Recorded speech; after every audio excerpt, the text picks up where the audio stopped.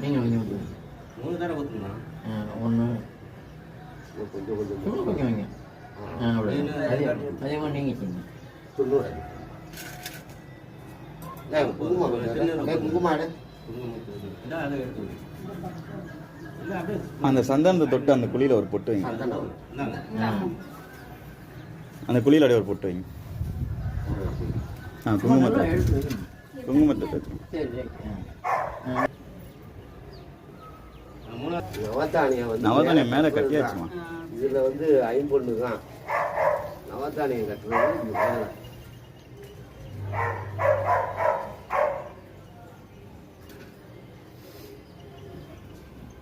பால் மூணு தான்.